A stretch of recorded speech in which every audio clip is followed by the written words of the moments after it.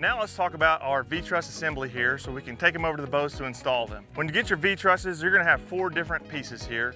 Yours might be slightly different because this is a 20-foot house and all the V-Truss widths match the width of the house. So we're gonna have a 10'6" and 8'6" piece of pipe. And then we're gonna have 2 pieces that make up the V that have got the crimped and pre-drilled edges on both sides. So we need all 4 of these pieces along with a tension band and a bolt and then our Tech screws. So one quick tip, you're gonna lay your 2 long pieces out on a flat surface.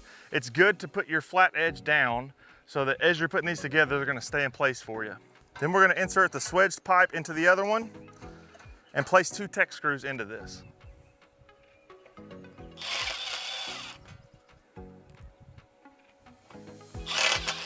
Now that we got our pipes combined, what we're gonna do is we're gonna run a tape measure on the entire part and we're gonna measure to find the center of this newly combined pipe.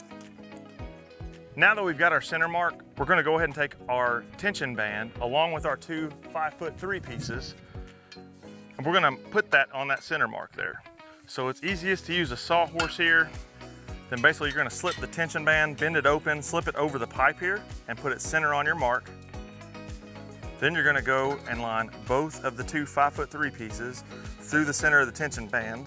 Then we're gonna slip that bolt through all 3 pieces and just loosely tighten this nut here.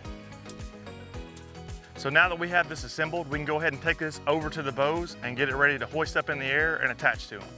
Now that we've got our V-trusses assembled, let's talk about how we are going to install this on the bow itself. So for this portion, you're going to need 4 tension bands along with the nuts and bolts. And then what we're going to do with those tension bands, we're going to attach on each side the cross member piece to the base of the bow.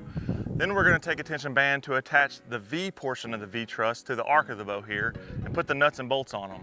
You're going to want to do this loosely at the beginning just to get it attached to the bow, because then what we've got to do is we've got to level this cross member side to side. Once we've got that level mark, we're going to take a measurement from the arc of the bow to the top of the ground stake. And that's going to be our measurement that we're going to use to have this cross member in the same way all the way down as we install these V-trusses. So on this one, it's going to be 10.5 inches. Same thing on the V-trusses. Once we have that leveled out, we're going to take the V and spread these out. Then we're going to take a measurement from the center purlin to the edge of this V-truss on both sides. On this case right here, it's 47 inches from the center purlin to this tension band right here. Same thing, we're going to use this measurement all the way down to have a uniform look through the greenhouse and to have the proper tension on it.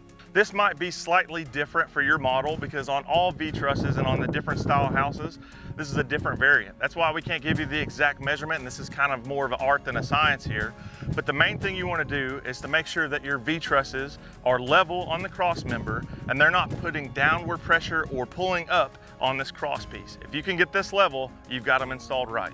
Once we get all these things installed, then we're going to come back through and we're going to put a Tech screw through each tension band into the bow itself to lock it in place so there'll be no movement whatsoever. We'll also come back through and lock down all the nuts and bolts, and that's it. Rinse and repeat.